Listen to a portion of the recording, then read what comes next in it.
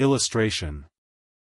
Happy for all her maternal feelings was the day on which Mrs. Bennet got rid of her two most deserving daughters. With what delighted pride she afterwards visited Mrs. Bingley, and talked of Mrs. Darcy, may be guessed. I wish I could say, for the sake of her family, that the accomplishment of her earnest desire in the establishment of so many of her children produced so happy an effect as to make her a sensible, amiable, well-informed woman for the rest of her life, though, perhaps, it was lucky for her husband, who might not have relished domestic felicity in so unusual a form, that she still was occasionally nervous and invariably silly. Mr. Bennet missed his second daughter exceedingly. His affection for her drew him oftener from home than anything else could do. He delighted in going to Pemberley, especially when he was least expected. Mr. Bingley and Jane remained at Netherfield only a 12-month. So near a vicinity to her mother and Meryton relations was not desirable even to his easy temper, or her affectionate heart. The darling wish of his sisters was then gratified. He bought an estate in a neighbouring county to Derbyshire, and Jane and Elizabeth, in addition to every other source of happiness, were within 30 miles of each other. Kitty, to her very material advantage, spent the chief of her time with her two elder sisters. In society so superior to what she had generally known, her improvement was great. She was not of so ungovernable a temper as Lydia, and, removed from the influence of Lydia's example, she became, by proper attention and management, less irritable, less ignorant, and less insipid. From the further disadvantage of Lydia's society she was of course carefully kept, and though Mrs. Wickham frequently invited her to come and stay with her, with the promise of balls and young men, her father would never consent to her going. Mary was the only daughter who remained at home, and she was necessarily drawn from the pursuit of accomplishments by Mrs. Bennet's being quite unable to sit alone.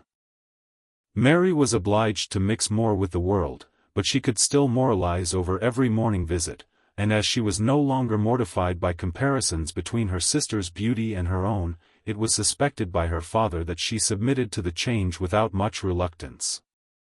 As for Wickham and Lydia, their characters suffered no revolution from the marriage of her sisters. He bore with philosophy the conviction that Elizabeth must now become acquainted with whatever of his ingratitude and falsehood had before been unknown to her, and, in spite of everything, was not wholly without hope that Darcy might yet be prevailed on to make his fortune. The congratulatory letter which Elizabeth received from Lydia on her marriage explained to her that, by his wife at least, if not by himself, such a hope was cherished. The letter was to this effect. My dear Lizzie, I wish you joy. If you love Mr. Darcy half so well as I do my dear Wickham, you must be very happy. It is a great comfort to have you so rich, and when you have nothing else to do, I hope you will think of us. I am sure Wickham would like a place at court very much, and I do not think we shall have quite money enough to live upon without some help. Any place would do of about 300 or 400 a year, but, however, do not speak to Mr. Darcy about it, if you had rather not. Yours, etc. As it happened that Elizabeth had much rather not, she endeavoured in her answer to put an end to every entreaty and expectation of the kind. Such relief, however, as it was in her power to afford, by the practice of what might be called economy in her own private expenses, she frequently sent them. It had always been evident to her that such an income as theirs, under the direction of two persons so extravagant in their wants, and heedless of the future, must be very insufficient to their support, and whenever they changed their quarters, either Jane or herself were sure of being applied to for some little assistance towards discharging their bills. Their manner of living, even when the restoration of peace dismissed them to a home, was unsettled in the extreme. They were always moving from place to place in quest of a cheap situation, and always spending more than they ought.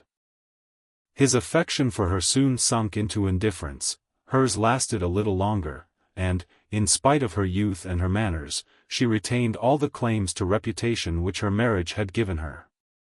Though Darcy could never receive him at Pemberley, yet, for Elizabeth's sake, he assisted him further in his profession. Lydia was occasionally a visitor there, when her husband was gone to enjoy himself in London or Bath, and with the Bingleys they both of them frequently stayed so long, that even Bingley's good humour was overcome, and he proceeded so far as to talk of giving them a hint to be gone.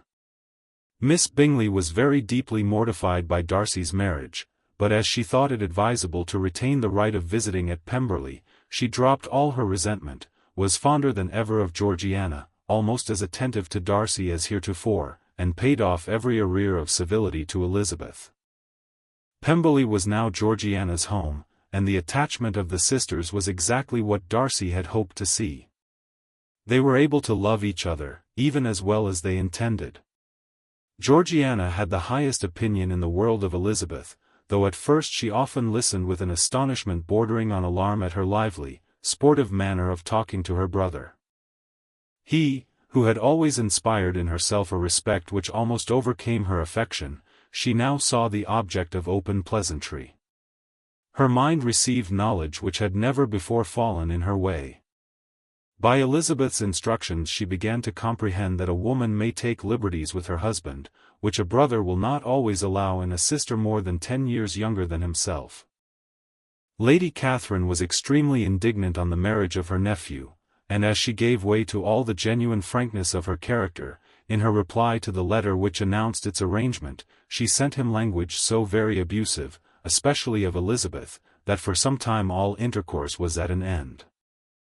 But at length, by Elizabeth's persuasion, he was prevailed on to overlook the offence, and seek a reconciliation, and, after a little further resistance on the part of his aunt, her resentment gave way, either to her affection for him, or her curiosity to see how his wife conducted herself, and she condescended to wait on them at Pemberley, in spite of that pollution which its woods had received, not merely from the presence of such a mistress, but the visits of her uncle and aunt from the city. With the Gardiners they were always on the most intimate terms. Darcy, as well as Elizabeth, really loved them, and they were both ever sensible of the warmest gratitude towards the persons who, by bringing her into Derbyshire, had been the means of uniting them. Illustration. The End. Chiswick Press, Charles Whittingham & Co., Tooks Court, Chancery Lane, London.